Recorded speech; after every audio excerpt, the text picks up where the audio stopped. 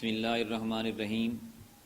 شمع رسالت صلی اللہ علیہ وآلہ وسلم کے جان نثار صحابہ جب پہلی ہجرت حبشہ کے بعد واپس مکہ کو آئے تو کچھ لوگ تو مکہ میں رہ گئے، اور کچھ لوگوں کو جب پتہ چلا کہ کفار مکہ یا مشرکین مکہ اپنی اسی روش پر قائم ہیں تو وہ واپس چلے گئے۔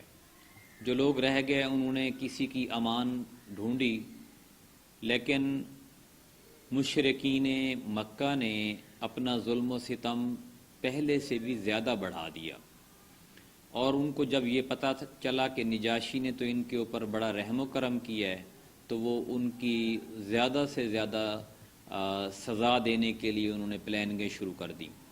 مسلمانوں کے لیے حالات تنگ ہو گئے، اور نبی کریم صلی اللہ علیہ وآلہ وسلم نے دوبارہ اپنے جان نثار ساتھیوں کو، خواتین کو، مردوں کو حبشہ کی طرف ہجرت کرنے کا حکم دیا۔ اب کی ہجرت پہلے سے تھوڑی مختلف تھی۔ ایک تو اب کفار پہلے سے زیادہ چکنے تھے کہ اب مسلمانوں کو ہم کسی صورت نہیں جانے دیں گے، اور دوسرا مسلمانوں کی تعداد بھی پہلے سے زیادہ تھی۔ بہرحال مسلمان بھی باخبر تھے ہر طرح کے موقع سے، اور انہوں نے اپنی پلاننگ کی، اللہ تعالیٰ نے ان کی مدد کی۔ تو 82 یا 83 کے قریب مسلمان مرد اور 18 یا 19 کے قریب مسلمان عورتیں جو ہے وہ دوسری دفعہ ہجرت کر کے حبشہ کی طرف روانہ ہوئی۔ کفار نے تعاقب کیا، لیکن ان کے پہنچنے سے پہلے ہی وہ حبشہ کی طرف پہنچ گئے۔ کفار نے پلاننگ کی کہ کیوں نہ ہم اپنا وفد نجاشی جو حبشہ کا بادشاہ ہے اس کے پاس بھیجیں اور ان کو وہاں سے نکلوائیں تاکہ ان کے اوپر ظلم و ستم دوبارہ ہمارا شروع ہو۔ تو کفار نے اپنے جو دو ذہین ترین بلکہ فتین قسم کے جو لوگ تھے، چلاک قسم کے، ان کا ایک وفد بنا کر 2 لوگوں کا نجاشی کے دربار میں بہت سارے تحفے تحائف دے کر بھیجا۔ اس وفد میں جو 2 لوگ تھے اس میں ایک عمر بن العاص اور دوسرا عبداللہ بن ربیعہ، یہ ابھی مسلمان نہیں ہوئے تھے۔ یہ دونوں لوگ اس وفد میں شامل ہوئے، اور یہ نجاشی کے دربار میں پہنچنے سے پہلے انہوں نے وہاں کے اس کے جو پادری تھے ان کو تحفے تحائف دیے، ان کی کونسلنگ کی، ان کو سمجھایا، اور یہ کہا کہ بادشاہ کے دربار میں ہمارے ساتھی بن کر جو ہے وہ ہماری سفارش کریں تاکہ بادشاہ جو ہے وہ ان کو نکال دے۔ تو انہوں نے بادشاہ کے ہاں سفارش کی کہ وفد آیا ہے مکہ سے اور آپ سے ملنا چاہتا ہے، تو وہ بادشاہ کے پاس حاضر ہوئے، عبداللہ بن ربیعہ اور عمر بن عاص، اور تو دونوں نے اپنی بات جو تھی وہ بادشاہ کے سامنے رکھی، اور بادشاہ کے سامنے بڑی خوبصورت انداز میں دلائل کے ساتھ بات رکھی۔ اس کے الفاظ میں آپ کے سامنے رکھتا ہوں۔ انہوں نے کہا کہ اے بادشاہ، آپ کے ملک میں ہمارے کچھ ناسمجھ نوجوان بھاگ آئے ہیں، انہوں نے اپنی قوم کا دین چھوڑ دیا ہے، لیکن آپ کے دین میں بھی داخل نہیں ہوئے ہیں، بلکہ ایک نیا دین ایجاد کیا ہے جسے نہ ہم جانتے ہیں نہ آپ۔ ہمیں آپ کی خدمت میں انہی کی بابت ان کے والدین، چچاؤں اور کنبے قبیلے کے عمائدین نے بھیجا ہے۔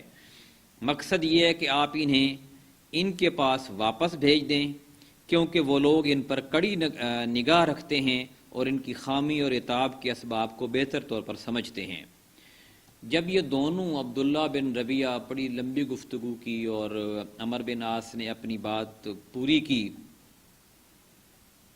تو جو بادشاہ تھا نجاشی وہ بڑے غور سے سنتا رہا، اور اس نے کہا کہ اس بات کی تہہ میں جانا چاہیے اور معاملہ کو ایسے نہیں ان لوگوں کو حوالے کرنا چاہیے، دوسرے فریق جو ہیں وہ مسلمان جو ہیں ان کی بات کو بھی سننا چاہیے۔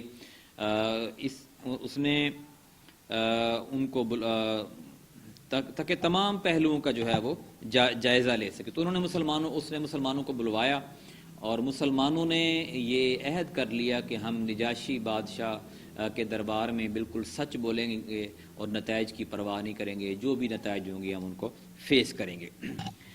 مسلمانوں کے ترجمان حضرت جعفر بن ابی طالب حضرت علی رضی اللہ تعالیٰ عنہ کے بھائی تھے، یہ سامنے کھڑے ہوئے اور انہوں نے اپنی بڑی ہی خوبصورت گفتگو کی، اور جس سے بادشاہ کا دل جو تھا وہ ٹوٹل بدل گیا۔ انہوں نے فرمایا، اے بادشاہ، ہم ایسی قوم تھے جو جاہلیت میں مبتلا تھی، ہم بت پوجتے تھے، مردار کھاتے تھے، بدکاریاں کرتے تھے، قرابت داروں سے تعلق توڑتے تھے، ہمسایوں سے بدسلوکی کرتے تھے، اور ہم میں سے طاقتور کمزور کو کھا رہا تھا۔ ہم اسی حالت میں تھے کہ اللہ نے ہم ہی میں سے ایک رسول بھیجا، اس کی اعلیٰ نسبی، سچائی، امانت اور پاک دامنی ہمیں پہلے سے معلوم تھی۔ اس نے ہمیں اللہ کی طرف بلایا اور سمجھایا کہ ہم صرف ایک اللہ کو مانیں اور اسی کی عبادت کریں، اور اس کے سوا جن پتھروں اور بتوں کو ہمارے باپ دادا پوجتے تھے انہیں چھوڑ دیں۔ اس نے ہمیں سچ بولنے، امانت ادا کرنے، قرابت جوڑنے، پڑوسی سے اچھا سلوک کرنے اور حرام کاری اور خون ریزی سے باز رہنے کا حکم دیا، اور فواحش میں ملوث ہونے، جھوٹ بولنے، یتیموں کا مال کھانے اور پاک دامن عورتوں پر جھوٹی تہمت لگانے سے منع کیا۔ اس نے ہمیں یہ بھی حکم دیا کہ ہم صرف اللہ کی عبادت کریں، اس کے ساتھ کسی کو شریک نہ کریں۔ اس نے ہمیں نماز، روزہ اور زکوٰۃ کا حکم دیا۔ اس طرح حضرت جعفر رضی اللہ تعالیٰ عنہ نے اسلام کے کام گنائے، پھر کہا، ہم نے اس پیغمبر کو سچا مانا، اس پر ایمان لائے اور اس کے لائے ہوئے دین خداوندی میں اس کی پیروی کی۔ چنانچہ ہم نے صرف اللہ کی عبادت کی، اس کے ساتھ کسی کو شریک نہیں کیا، اور جن باتوں کو اس پیغمبر نے حرام بتایا انہیں حرام مانا، اور جن کو حلال بتایا انہیں حلال جانا۔ اس پر ہماری قوم ہم سے بگڑ گئی، اس نے ہم پر ظلم و ستم کیا اور ہمیں ہمارے دین سے پھیرنے کے لیے فتنے اور سزاؤں سے دوچار کیا، تاکہ ہم اللہ کی عبادت کو چھوڑ کر بت پرستی کی طرف پلٹ جائیں، اور جن گندی چیزوں کو حلال سمجھتے تھے انہیں پھر حلال سمجھنے لگیں۔ جب انہوں نے ہم پر بہت قہر و ظلم کیا، زمین تنگ کر دی اور ہمارے درمیان اور ہمارے دین کے درمیان روک بن کر کھڑے ہو گئے، تو ہم نے آپ کے ملک کی راہ لی اور دوسروں پر آپ کو ترجیح دیتے ہوئے آپ کی پناہ میں رہنا پسند کیا، اور یہ امید کی کہ اے بادشاہ، آپ کے پاس ہم پر ظلم نہیں کیا جائے گا۔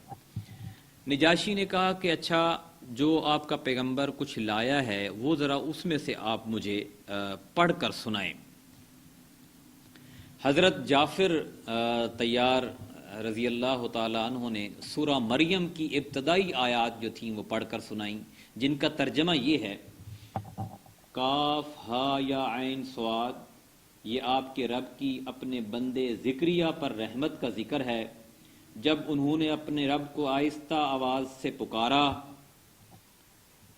کہنے لگے کہ پروردگار، میری ہڈیاں کمزور ہو گئی ہیں اور سر کے بالوں میں سفیدی چمک رہی ہے، اور پروردگار میں تجھ سے مانگ کر کبھی محروم نہیں رہا، اور مجھے اپنے پیچھے اپنے بھائی بندوں سے اندیشہ ہے، اور میری بیوی بانجھ ہے، سو تو خاص اپنے پاس سے مجھے ایک ذمہ داری سنبھالنے والا عطا فرما، جو میرا بھی وارث ہو اور آل یعقوب کا بھی وارث ہو، اور پروردگار اسے اپنا پسندیدہ بنا۔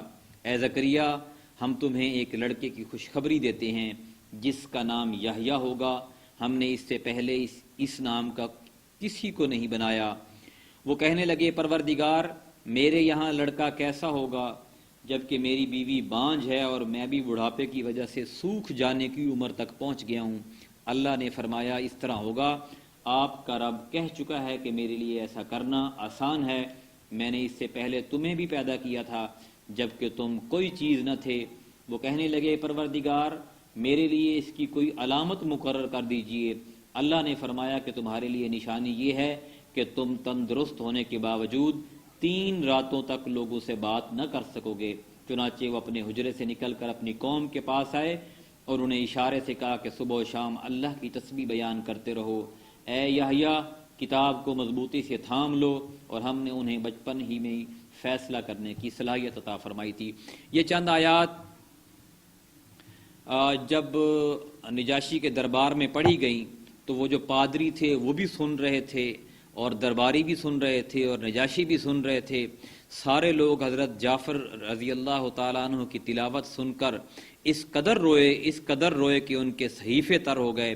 پھر نجاشی نے کہا کہ یہ کلام اور وہ کلام جو حضرت عیسیٰ علیہ السلام لے کر آئے تھے دونوں ایک ہی شمع دان سے نکلے ہوئے ہیں۔ اس کے بعد نجاشی نے عمر بن عاص اور عبداللہ بن ربیعہ کو مخاطب کر کے کہا، تم دونوں چلے جاؤ، میں ان لوگوں کو تمہارے حوالے نہیں کر سکتا، اور نہ یہاں ان کے خلاف کوئی چال چلی جا سکتی ہے۔ اس حکم پر وہ دونوں وہاں سے نکل گئے، لیکن عمرو بن عاص بہت زیادہ سمجھدار، چلاک، ذہین، فطین تھے۔ وہ اپنے ساتھی کو کہنے لگے کل میں ایک حربہ لے کے آؤں گا اور دیکھنا ان کو ریچ کر دوں گا۔ تو ان کے ساتھی نے ان کو منع کیا، کوئی نہیں، اپنے بھائی بندے ہیں، تم چھوڑ دو ان کو، لیکن وہ باز نہ آئے۔ تو انہوں نے اگلے دن پھر ٹائم لیا اور نجاشی کے دربار میں آ کے کہا کہ آپ یہ جو لوگ ہیں ان سے ذرا آپ حضرت عیسیٰ علیہ السلام کے بارے میں، حضرت مریم علیہ السلام کے بارے میں پوچھیں، ان کا کیا نظریہ ہے۔ یہ لوگ عیسیٰ بن مریم کے بارے میں ایک بڑی بات کہتے ہیں۔ اس پر نجاشی نے مسلمانوں کو بلا بھیجا اور مسلمانوں نے پھر سے طے کیا کہ جو حق بات ہے ہم وہی بادشاہ کے سامنے کریں گے۔ حضرت جعفر طیار رضی اللہ تعالی عنہ پھر آگے بڑھے اور انہوں نے کہا کہ ہم عیسیٰ علیہ السلام کے بارے میں وہی بات کہتے ہیں جو ہمارے نبی لے کر آئے ہیں، یعنی حضرت عیسیٰ اللہ کے بندے، اس کے رسول، اس کی روح اور اس کا وہ کلمہ ہے جسے اللہ نے کنواری پاک دامن حضرت مریم علیہ السلام کی طرف القا کیا تھا۔ اس پر نجاشی نے زمین سے ایک تنکا اٹھایا اور بولا خدا کی قسم جو کچھ تم نے کہا ہے حضرت عیسیٰ علیہ السلام اس تنکے کے برابر بھی بڑھ کر نہ تھے۔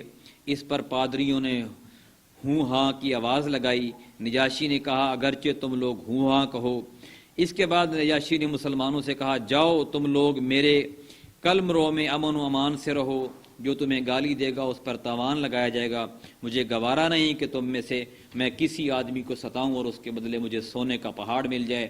اس کے بعد اس نے اپنے حاشیہ نشینوں سے مخاطب ہو کر کہا ان دونوں کو ان کے ہدیے واپس کر دو، مجھے ان کی کوئی ضرورت نہیں۔ خدا کی قسم اللہ تعالیٰ نے جب مجھے میرا ملک واپس کیا تھا تو مجھ سے کوئی رشوت نہیں لی تھی، میں اس کی راہ میں رشوت لوں۔ نیز اللہ نے میرے بارے میں لوگوں کی بات قبول نہ کی تھی کہ میں اللہ کے بارے میں لوگوں کی بات مانوں۔ اور حضرت ام سلمہ رضی اللہ تعالی عنہ جنہوں نے اس واقعہ کو بیان کیا ہے، کہتی ہیں کہ اس کے بعد وہ دونوں اپنے ہدیے تحفے لیے بے آبرو ہو کر واپس چلے گئے اور ہم نجاشی کے پاس ایک اچھے ملک میں ایک اچھے پڑوسی کے زیر سایہ مقیم رہے۔ انشاءاللہ یہاں سے آگے پھر کل سے شروع کریں گے۔